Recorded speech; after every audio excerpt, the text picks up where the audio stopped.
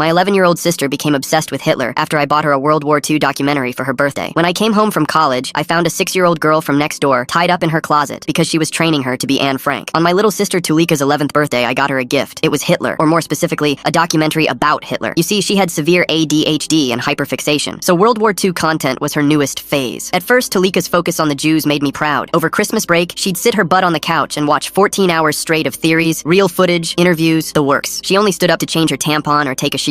Mom would bring her sandwiches, stroking her hair, saying, "My little historian." Little did we know this was the calm before the storm, because one afternoon, when I went into her room to remind her to feed the cat, I saw something so crazy I almost called myself. Her legs were spread while she hunched over her desk, surrounded by notebooks, drawing detailed battle strategies, maps covered in red X's marking enemy positions. "Tulika, this is a little weird. Shut the F up and check this out," she interrupted. "All the historians do this, and I'm gonna be one." I wanted to slap her and tell her to touch grass, but instead, I just nodded, because it was still an upgrade from when she used to spend all day gooning while playing Mario Kart. When I left for college, I figured she'd be okay. I wish I'd known that it was the last time I'd ever see her again, because the girl I returned home to wasn't my sister, for the most part anyway. The first thing that hit me was the smell when I opened her door. Musty military surplus mixed with something else. Maps covered every inch of wall space. Red strings connected pins like some detective's crime board, and Tulika sat in the center wearing a full military uniform, clearly unwashed for days. I would have rather dipped my own hand into the butthole of a crackhead than hug her. Mom pulled me aside, tears in her eyes. "She's scaring the other children." I don't blame them, I wanted to say, but I knew that wouldn't help my mom, so I just wrapped my arm around her and nodded slowly. Later that week, Mom finally snapped and took Tulika's German dictionary during her study time. I heard the crash from downstairs as Tulika's fist went through the wall. "You just ruined my translation!" she screamed. I ran upstairs to find Mom pressed against the hallway, clutching the book while Tulika stood over her like she was ready to murder. After that, Tulika installed a lock on her door. I tried talking to her, but she barely opened it. When I pushed to see inside, she slammed it shut. My fingers barely escaped. "You don't visit enough to have opinions," she hissed through the crack. "I'm going to be a military historian, just like we planned. Or did you forget you encouraged this?" I left, but the guilt ate me alive. 2 weeks later, I came back with a peace offering. Rare World War II artifacts I'd bought online, thinking maybe we could bond over history again. When I entered the house, everything felt wrong. The entire house was silent, other than the sound of a silent moaning sound coming from Tulika's room. "Mom!" I called out. Nothing. Suddenly, Tulika ran down the stairs to show me the living room. She'd moved her entire war room there. Maps and photos covered the walls. "Why did you come down here?" I asked. She didn't look up from her notebook. "My room's being fumigated. Don't go up there." Her voice was flat, mechanical. "Where's Mom?" She shrugged. "Who knows? Maybe she's visiting Grandma, just like you visited me." I frowned, uneasy, but something in my gut screamed wrong. While she was absorbed in her books, I slipped upstairs to her old room. The smell hit me immediately. Sweet and chemical, like someone had dumped cleaning supplies to mask something worse. Suddenly, everything made sense, because in the closet, behind Tulika's false wall, was the most disgusting thing I'd ever seen. 6-year-old Sophie from next door, dehydrated, barely conscious, with duct tape over her mouth. She'd soiled herself what looked like multiple times. "What the actual F?" I screamed while grabbing her and running for the stairs, but Tulika was already there, holding a replica shotgun I'd bought her for Christmas. "Step away from Anne Frank. She's learning survival." Her eyes were empty. I shielded Sophie, and we crashed into the living room, her war museum. I grabbed at her maps to keep balance and pulled everything down. Photos, strings, years of obsession crashing around us. "You destroyed everything!" she yelled. She scrambled to gather wet photos, sobbing. Her hand hit exposed wiring from a desk lamp that had shattered. I called 911. I sit in the hospital waiting room as Sophie's parents scream at me. Their daughter nearly died because of that psycho sister I enabled. My phone buzzes with a text from Tulika's psychiatric ward saying she's demanding to see me. Sophie's mom grabs my shirt, shaking me while her husband paces behind her. The security guard moves closer but doesn't intervene yet. I pull away and head to the psychiatric facility, my hands trembling on the steering wheel. The visiting room smells like bleach and despair. Tulika sits across from me, her hands folded calmly on the metal table. She looks smaller in the hospital gown, but her eyes still hold that empty intensity. She leans forward and explains that Sophie failed the test. Then she asks if I've been checking on the others. My stomach drops as I realize with horror she means there might be more children. Her clarity despite the medication makes my skin crawl. When I demand answers, Tulika just smiles. She whispers that Mom understood the mission before the dictionary incident. That's why she had to be reassigned. My blood runs cold at her casual tone, like she's discussing homework instead of our mother. My phone rings. Dad's calling from his business trip. He hasn't heard from Mom in 3 days. I lie and tell him she's at Grandma's while my hands shake against the phone. Tulika watches me with that knowing smile. I race home from the facility, tires screeching as I pull into our driveway. Mom's car sits in the garage, but she's nowhere in the house. Her phone rests on the kitchen counter with 47 missed calls. The coffee cup beside it still feels warm to the touch. The basement door has a new padlock I've never seen before. When I rattle it, something shifts downstairs. A muffled sound that might be movement or might be my imagination. I run to the garage for Dad's bolt cutters. The metal gives way with a snap. I descend into darkness, fumbling for the light switch. Mom sits zip-tied to the water heater, dehydrated but alive, tape over her mouth. Her eyes go wide when she sees me. As I cut her free, she gasps and sobs. Tulika made her help with the project. There's another child at the old Robinson house. Mom knew but was too terrified to stop it. She rocks back and forth, unable to meet my eyes. My phone buzzes. Tulika's roommate at the facility, who's leaving tomorrow, agrees to pass a message. The text comes through moments later with Tulika's words. She asks if I found my birthday present in the basement. There's one more gift at our old hideout. Mom finally stops crying enough to explain. Tulika forced her to help just this week after threatening to frame her for Sophie's imprisonment. She drove Tulika to 2 locations locations under duress. The guilt pours out of her in broken sentences. I search Mom's dresser while she showers. Hidden under old sweaters, I find a notebook with addresses and dates. Tulika's recruitment schedule lists 7 names, 4 crossed off. Sophie was number 4. My hands shake as I photograph each page. The psychiatric facility calls. Tulika attacked an orderly who looked Jewish and is being moved to maximum security. The administrator's voice sounds strained as she assures me Tulika will be contained. I don't believe her. I drive to the Robinson house, abandoned since the foreclosure last year. The root cellar door hangs open. Inside, I find 8-year-old Tyler from Tulika's history club. He's convinced he's training for the resistance, reciting facts about hiding from soldiers. Tyler's parents haven't reported him missing. Tulika sent text from his phone about a sleepover at a friend's house. She had access to his phone for weeks through the history club. Tyler shows me the messages proudly, like it's part of the game. I coax Tyler into my car while he insists I'm ruining the mission. Tulika promised he'd be a hero. He keeps asking when he can go back to training. The hospital staff takes him gently while I fill out paperwork with shaking hands. At the grocery store, Sophie's dad confronts me. He shoves me into the cereal aisle, demanding to know what else my Nazi sister did. Other shoppers stare as he lists Sophie's nightmares. I have no answers that will satisfy his rage. The school principal dismisses my concerns about Tulika's history club when I visit her office. She shows me glowing parent reviews, talks about Tulika's enthusiasm. The kids loved her lessons about courage and survival. She suggests I'm overreacting to a family crisis. I break into Tulika's locked room that night, using the bolt cutters again. Filing cabinets line one wall. Inside are detailed files on every child in her history club. Psychological profiles note which kids are lonely or bullied. Family schedules show when parents work late. Each file has a recruitment potential score. One file marked graduated shows photos of a girl named Amy, who moved away suddenly last year. The notes describe her grandfather's Holocaust survival story. Tulika wrote that Amy had genetic potential, but failed final testing. My stomach churns. 3 history club parents meet me at Starbucks after I contact them. They compare notes about their kids' sudden behavior changes. One mom mentions bruises her son couldn't explain. Another describes nightmares about hiding in attics. They thought it was normal childhood stuff until now. I tracked down Amy's family on Facebook. They moved across the state after Amy spent 2 weeks in psychiatric care for trauma-induced delusions. Her profile shows a happy girl before last year, then nothing. Her parents don't respond to my initial message. Amy's older brother Jake responds to my second attempt. He says Amy still wakes up screaming about failing the test. She won't eat certain foods because Tulika told her they weren't allowed in hiding. She draws pictures of small, dark spaces. Mom finally admits the full truth over dinner. Tulika's blackmail started 3 days ago with edited recordings. They made it sound like Mom was encouraging the training. Tulika forced her to provide 1 transportation assist to move supplies. The manipulation started earlier than any of us realized. Jake agrees to meet at a diner the next morning. He brings Amy's journals from before they moved. Page after page details Tulika's lessons and punishment schedules. Amy wrote about earning points for staying silent in small spaces. Losing points meant losing food. The systematic cruelty makes me sick. Tyler's parents storm into our house that evening demanding answers. While they shout at Mom, I notice something strange on my phone. Tulika somehow changed her psychiatric facility's contact info in my phone. The number I've been calling isn't real. My blood runs cold as I realize the implications. A blocked number calls while Tyler's parents continue their tirade. I step outside to answer. Tulika's voice comes through clear, using a gas station payphone. She expresses disappointment that I'm undoing her work. Then she mentions knowing exactly where Dad's staying on his business trip, down to the room number. The line goes dead before I can respond. I recognize the pattern immediately. Tulika's applying the same psychological pressure tactics on me that she used on those children. The threat against Dad, the disappointment angle, the careful timing. She learned these techniques somewhere, and now she's weaponizing them against her own family. Wow. The detail about Tulika changing the contact information in OP's phone shows careful planning that goes back further than anyone realized. The psychiatric facility's actual number takes forever to find. When I finally reach them, the truth hits like a sledgehammer. Tulika escaped during yesterday's shift change by exploiting a fire drill. She's been free for 18 hours while we all thought she was safely contained. The staff only discovered her absence during evening rounds. Tyler's mom calls me frantically that same night. She found Tyler building a hideout in their attic using blankets and stored boxes. He refuses to come down, insisting Tulika told him they're coming on April 30th. He won't say who they are, just rocks back and forth repeating the date. Multiple children remain under her influence. I spend hours photographing every page of Tulika's recruitment files before our house alarm suddenly triggers. The security panel shows multiple entry points activated simultaneously. Mom and I huddle together as red lights flash through the windows. Someone's definitely trying to break in, testing our defenses. Police arrive within minutes but find no one. The officers explain that without evidence of immediate danger or actual entry, Tulika's escape remains classified as a medical issue rather than criminal matter. They suggest we change our locks and stay vigilant. Their dismissive attitude makes my jaw clench in frustration. Jake and I meet again the following afternoon. We bond over our shared need to protect our siblings from further harm. He reveals Amy was locked in a shed for 31 hours straight as part of Tulika's Anne Frank training program. The same systematic pattern, just with a different child. His hands shake as he shows me photos of the shed's interior, scratched with Amy's fingernails. My search through Tulika's online history uncovers disturbing activity. She frequented WW2 roleplay forums for months, specifically targeting threads about educating young historians. Her posts recruited children for immersive education experiences. Parents thought she was just an enthusiastic teenager sharing her passion. The breadcrumbs lead back over a year. Jake shares Amy's therapy notes with her parents' permission. They detailed Tulika's graduation ceremony, where Amy had to choose which of her stuffed animals would live or die. Tulika made her act out selection processes, forcing impossible choices on an 8-year-old mind. The therapist's annotations note severe trauma indicators throughout. More parents begin believing my warnings after I show them Tulika's detailed files. One father, a military veteran, immediately recognizes actual military indoctrination techniques adapted for children. Tulika researched thoroughly, studying psychological operations manuals and resistance training programs. She perverted real military concepts into her twisted curriculum. April 30th looms just 5 days away. Tulika's journal indicated this date would be when her graduates would prove their training. The entries grow increasingly frantic as the date approaches in her planning. Whatever she intended, she's been building toward it for months. Sophie breaks her silence during an emergency therapy session. She reveals Tulika has a lieutenant, a 10-year-old named Marcus from the history club. He helped recruit younger children, earning privileges and praise from Tulika. The therapist immediately alerts both families. We now know Tulika didn't work alone. Our backyard security camera captures movement at midnight. Reviewing the footage, Tulika appears clearly from 2 hours ago. She came to retrieve something from our garden shed, moving with purpose and familiarity. She's still accessing our property despite everything. The violation makes my skin crawl. Tulika texts me directly from another burner phone. She offers to call off April 30th if I destroy all evidence, and publicly states she was right about preparing children for future horrors. The manipulation is transparent but chilling. I refuse immediately, knowing any negotiation empowers her delusions. 3 families receive identical letters the next morning. Each one comes from a concerned historian defending Tulika's educational methods. The letters argue that children need preparation for harsh realities. Parents realize she's actively recruiting sympathizers, trying to build support for her twisted ideology. I spend hours cross-referencing dates in Tulika's files with Amy's journals. A clear pattern emerges, showing how Tulika's training escalated after each parental intervention. Every time an adult questioned her methods, she intensified the psychological pressure on children. She disguised punishment as education, making children believe suffering built character. Only 5 families fully believe Tulika poses genuine danger. Others dismiss our concerns as overreaction to creative teaching methods. They point to their children's improved history grades, unable to see the deeper psychological manipulation. The divide frustrates those of us who understand the threat. Searching Tulika's closet ceiling reveals a hidden compartment. Inside lies her master plan, a binder filled with detailed psychological profiles showing exactly how to break each child. She studied interrogation techniques, isolation tactics, and psychological torture methods. The clinical precision of her notes makes me physically ill. Jake decides to stay and help despite his parents wanting to flee town again. He insists Amy deserves justice, and running won't solve anything. His determination strengthens my own resolve. We coordinate efforts, sharing information, and supporting affected families. Mom finally breaks down completely over breakfast. She admits feeling terrified, but also strangely impressed by Tulika's intelligence. She enabled the behavior out of twisted pride, seeing genius where she should have seen danger. The admission helps explain how things escalated so far. Jake suggests using Tulika's own psychological tactics against her, playing her game to win. I refuse immediately. Becoming her means she wins regardless of outcome. We need to stop her without sacrificing our humanity in the process. Through Marcus's mother, I arrange to meet Tulika at an abandoned warehouse she's using as a hideout. She agrees, confident in her ability to manipulate me. During our meeting, she contradicts herself multiple times about April 30th's significance. The lies tangle around her as she struggles to maintain her narrative. Tyler's dad, the veteran, analyzes Tulika's techniques with professional expertise. He confirms they match military SERE training, survival and resistance programs designed for soldiers. But Tulika adapted them for children, removing safeguards and ethical constraints. His assessment validates our worst fears about her capabilities. 2 history club families withdraw their support after their children wake up screaming about failing Tulika's final test. The nightmares describe detailed scenarios of hiding, selection, and survival challenges. Parents finally grasp the psychological damage inflicted under the guise of education. Comparing notes at another parent meeting reveals Tulika's targeting pattern. Every selected child was lonely, bullied, or struggling socially. She preyed on vulnerability with surgical precision, offering belonging and purpose to isolated kids. The predator pattern becomes undeniable once mapped out. Jake's family lawyer offers pro bono help exposing Tulika through civil channels since criminal prosecution seems unlikely. She suggests documenting everything for potential restraining orders and civil suits. The legal avenue provides hope when official channels continue failing us. Tulika calls Dad's hotel directly, reaching him through the lobby phone. She tells him I'm having a breakdown and making wild accusations. Security footage later reveals she never entered the building, just used the courtesy phone and left. Dad calls me confused and concerned. I forward Dad all of Tulika's files, the photos, the evidence we've gathered. He reads through everything on his laptop, his face growing paler with each page. He immediately books a flight home, apologizing profusely for being absent during Tulika's descent into darkness. Tulika's options narrow as parents spread warnings on social media. Local parenting groups share her photo with captions about the dangerous World War II history tutor to avoid. Her ability to recruit new victims diminishes with each shared post. Searching through receipts and credit card records, I find proof Tulika visited Amy the day before her breakdown. The timing matches perfectly with Amy's hospitalization. The graduation ceremony that broke Amy's mind was Tulika's test run for larger plans. I personally visit every remaining child on Tulika's list. Their parents arrange protection plans, changing routines, and increasing supervision. Some families coordinate schedules to ensure children are never alone. The community mobilization brings hope despite the looming deadline. 7 affected families form an official support group. They share information, coordinate watches, and monitor for Tulika's attempts to contact their children. The group chat buzzes constantly with updates and concerns. Parents find strength in numbers. Tulika's fake social media accounts surface regularly before getting reported and banned. Parents recognize her recruiting tactics, the specific language patterns and historical references she uses. Each banned account represents another failed attempt to reach vulnerable children. The school principal finally acknowledges the threat after maintenance staff share security footage. The video from yesterday shows Tulika watching the playground from across the street. She held binoculars and appeared to be signaling specific children. The principal's dismissive attitude evaporates instantly. Local homeschool groups and tutoring centers circulate Tulika's photo with warnings. They describe her dangerous teaching methods and manipulation tactics. The educational community slowly awakens to the predator they unknowingly enabled. Sophie's therapist provides a formal statement documenting the systematic indoctrination and abuse she witnessed. The professional assessment carries weight with skeptical parents. Medical evidence proves harder to dismiss than personal accounts. April 29th arrives with crushing inevitability. Tomorrow is Tulika's planned date. 3 children are reported missing from their homes that morning. The parents receive texts from their children's phones about special training exercises. Panic spreads through our support group. Tulika texts the missing children's parents from spoofed numbers. She claims she's protecting them from weakness, preparing them for harsh realities. The messages alternate between reassurance and veiled threats. Parents struggle to trace the untraceable numbers. The stakes crystallize as Tulika's true plan emerges. She believes April 30th will prove her methods when her graduates demonstrate their training. Whatever she has planned involves multiple children performing coordinated actions. The scope terrifies everyone involved. Instead of panicking, I coordinate with parents to search Tulika's known locations methodically. We divide into teams, sharing GPS locations and maintaining constant communication. The organized response prevents chaos while maximizing coverage. Previously supportive history club parents join our search after their own children reveal secret lessons. They describe private sessions where Tulika taught them things she said parents wouldn't understand. The revelations convert former skeptics into active allies. We locate 2 children at the abandoned elementary school. They crouch behind overturned desks, convinced their guards protecting something important. Their dedication to their posts despite hunger and cold shows Tulika's programming depth. The children refuse to leave until Tulika releases them from duty. We realize she programmed specific loyalty triggers and override commands, so she called the dad through the hotel lobby phone to seem more credible, then vanished before anyone could verify her presence. Who the fuck is this and who thinks of that? Traditional persuasion fails against psychological conditioning. Parents struggle to reach their own kids through Tulika's influence. Tulika texts offering to trade the last child's location for a public statement. She wants me to announce that her methods prepared children for reality better than traditional education. The bargaining reveals her desperation for validation. I refuse again while parents work together using information from our support group. They try different approaches, looking for cracks in Tulika's programming. Eventually, patient repetition of family memories breaks through to one child. Tulika appears at the Robinson house as promised, but it's a trap. We find only her jacket draped on a mannequin with a timer counting down. The misdirection sends everyone into panic mode. Families evacuate while calling bomb squad. The device proves fake after extensive examination. Tulika used our fear response to create a diversion. While we focused on the fake threat, she accessed something else entirely. The manipulation shows her tactical evolution. Racing home, we discover the real purpose of her diversion. She broke into our house during the chaos, retrieving hidden supplies from inside our walls. Mom finds holes cut in the drywall, caches we never knew existed. Tulika planned further ahead than anyone imagined. Using Tulika's own files against her, we identify 3 possible safe houses she prepared. Each location appears in her notes as a contingency site. We split up to check them all, knowing time runs short before midnight. By 11 p.m. on April 29th, we successfully recover all missing children. Parents sob with relief as they reunite with their kids. We think we've prevented whatever Tulika planned for April 30th. The victory feels hard-won but complete. At midnight, parents' phones buzz simultaneously. Tulika scheduled emails detailing each child's psychological weaknesses to send automatically. The messages contain intimate details about their fears, family problems, and vulnerabilities she documented. Parents scramble to check their email drafts and scheduled messages. The veteran dad recognizes the timed send pattern from military operations. He alerts everyone to check their email accounts immediately. Most parents find and delete the scheduled messages before they can send. His quick thinking prevents widespread exposure of the children's private struggles. Police finally take Tulika into custody at 2 a.m. after she attempts to break into another family's home. Officers find her notebook in her backpack during booking. The pages reveal her real April 30th plan in chilling detail. She intended for all her graduates to lock themselves in small spaces to commemorate Anne Frank's experience. Parents realized Tulika wanted to create mass trauma across multiple households simultaneously. She believed this would prove her training methods worked by showing the children could endure isolation and fear. The scope of psychological manipulation becomes clear as investigators piece together her notes. At the warehouse hideout, police discover Tulika wasn't alone. Marcus sits in the corner, still wearing the armband Tulika gave him. He refuses to speak to anyone except Tulika, whom he calls his teacher. His parents arrive devastated to find their son so thoroughly indoctrinated. Security footage from the psychiatric facility shows how Marcus helped Tulika escape. He pulled the fire alarm during visiting hours and guided her through blind spots in the cameras. The 10-year-old had memorized the facility's layout from Tulika's detailed instructions during previous visits. Marcus's parents find a note he left explaining he was continuing the important work with his teacher. The handwriting shows a child trying to sound adult, using phrases Tulika taught him. They realize their son has been her most successful manipulation, a willing accomplice who truly believes her worldview. I search for Marcus and Tulika, while other parents protect their children. The isolation feels familiar, like when I first enabled Tulika's obsession. But now I understand the weight of that complicity. Every child she hurt traces back to my original encouragement. Police locate them at our old childhood treehouse in the park. Tulika sits cross-legged, teaching Marcus about weakness elimination from her notes. Parents converge on the location as word spreads. The community that formed to protect their children now witnesses Tulika's final lesson. Tulika remains calm as parents surround the treehouse. She explains she's saving children from future horror by preparing them now. Her voice carries the same certainty it had when she first started studying World War II. Parents plead with Marcus to come down, but he stands guard like a soldier. She reveals her targeting strategy started with Amy because Amy's grandfather survived the Holocaust. Tulika wanted to test if genetic strength could be inherited. When Amy failed her tests, Tulika moved on to other vulnerable children. The calculated cruelty makes parents gasp. Amy arrives with Jake and her parents. She walks directly to the treehouse and looks up at Tulika. The 12-year-old's voice stays steady as she speaks. She tells Tulika she's not a teacher, but a scared little girl who hurt others because she couldn't handle her own fears. Tulika's composure cracks for the first time. She orders Marcus to complete the mission, though none of us understand what that means. Marcus grips a stick like a weapon, tears streaming down his face. The conflict between his programming and reality plays out in his trembling hands. I step forward, knowing I have to reach Marcus. I explain how Tulika used his loneliness against him, the same way she used my guilt to enable her. I tell him about the other children who broke free from her influence. My voice shakes as I acknowledge my own role in creating this situation. Marcus looks between Tulika and the crowd of parents. His grip on the stick loosens as Tulika's hold weakens. I keep talking about how real teachers don't make students prove themselves through suffering. Real strength comes from choosing kindness over fear. The stick falls from Marcus's hands as he starts sobbing. His parents rush forward as he climbs down from the treehouse. Tulika watches her last follower abandon her ideology. Without Marcus, she has no one left who believes her distorted worldview. Tulika tries to run, but parents form a protective circle. They don't touch her or threaten violence. They simply contain her movement until police arrive. The same community she tried to traumatize now works together to ensure she can't hurt anyone else. She attempts one final manipulation, claiming we're proving her point about mob mentality and group persecution. But her words fall flat. Parents focus on comforting their children instead of engaging with her rhetoric. The power she held through fear and manipulation dissolves completely. Officers take Tulika to a maximum security psychiatric facility designed for dangerous minors. As they guide her to the patrol car, she stares directly at me. Her lips move silently, mouthing April 30th every year. The promise of continued obsession chills me despite her captivity. Families gather in the park after Tulika's removal. Children cling to their parents while adults exchange contact information. The crisis forced strangers to become allies. Now they're choosing to maintain those connections beyond the immediate threat. The next weeks blur together as families process the trauma. Parents coordinate therapy schedules and share recommendations for child psychologists. The support group that formed in crisis becomes a permanent network. They create phone trees and check-in schedules to ensure no child falls through cracks again. Sophie's parents stop blaming me after their daughter starts healing. They recognize I was another victim of Tulika's manipulation, even if my role was different. Sophie draws pictures of butterflies instead of dark spaces now. Progress comes slowly but steadily. Tyler's family implements new routines that balance his need for adventure with safety. His dad uses his military experience to create positive challenges that don't involve psychological manipulation. Tyler learns real survival skills through camping trips instead of traumatic isolation exercises. Amy returns to school with support from the other affected families. She wears a butterfly pin on her backpack that Sophie made for her. The symbol spreads among the children as they reclaim their narrative. They're survivors, not victims, choosing hope over the fear Tulika tried to instill. Marcus requires the most intensive therapy. His parents take leave from work to provide constant support. Deprogramming someone so young but so deeply indoctrinated takes patience. He slowly learns to distinguish between Tulika's lies and reality. Mom enters her own treatment program to address her enabling behavior. She writes letters to each affected family, taking responsibility for her role. Some parents accept her apologies while others need more time. The community respects both responses. Dad restructures his work to spend more time at home. He admits his absence contributed to missing Tulika's descent into darkness. Our family begins the slow process of rebuilding trust and communication. Weekly family therapy sessions force us to confront uncomfortable truths. The school district implements new volunteer screening procedures. Tulika's history club exposed gaps in their protection systems. Parents now require background checks and regular observation for anyone working with children. The changes can't undo the past, but might prevent future predators. I volunteer with the Family Support Network, teaching parents to recognize manipulation tactics. My unique perspective as someone who enabled abuse helps others understand how gradual the process can be. Each session forces me to confront my own guilt while helping others avoid similar mistakes. 6 months pass before Marcus speaks Tulika's name again. He asks his therapist if Tulika was sick or evil. The question has no easy answer. His therapist helps him understand that reasons don't excuse actions. People who hurt children face consequences regardless of their motivations. The warehouse where Tulika held meetings gets demolished. Parents petition the city to build a playground on the site. They want to transform a place of manipulation into somewhere children can play freely. The project brings the community together around creation instead of crisis. Jake's family decides to stay in town. Running would mean Tulika's influence follows them forever. Instead, they join the effort to build something positive from the trauma. Amy helps design the playground, incorporating butterfly themes throughout. On the first anniversary of April 30th, families gather for a picnic in the park. Children play on the new equipment while parents share resources and updates. Tulika remains in treatment, her delusions intact, but her reach eliminated. Marcus helps younger children with normal history homework, carefully supervised but trusted with small responsibilities. The community transformed shared trauma into connection. Parents who might never have spoken now watch each other's children. They created something Tulika never expected, a network of protection built on trust instead of fear. I continue teaching boundaries and recognition skills to new parent groups. Each session reminds me that enabling evil through inaction makes us complicit, but choosing courage and accountability can break cycles of harm. The families we saved prove that communities can heal when they work together. Sophie places a butterfly sticker on my hand after one session. She smiles and runs back to her parents. The simple gesture carries more weight than any words. Survival isn't about enduring trauma, but choosing hope despite it. Tulika tried to teach children to live in fear. Instead, they learned to recognize manipulation and seek help. Her graduates chose connection over isolation, trust over paranoia. The cycle she tried to create ended with them. Thanks for reading this story with me today. I hope you have a wonderful evening ahead. I'll see you in the next story.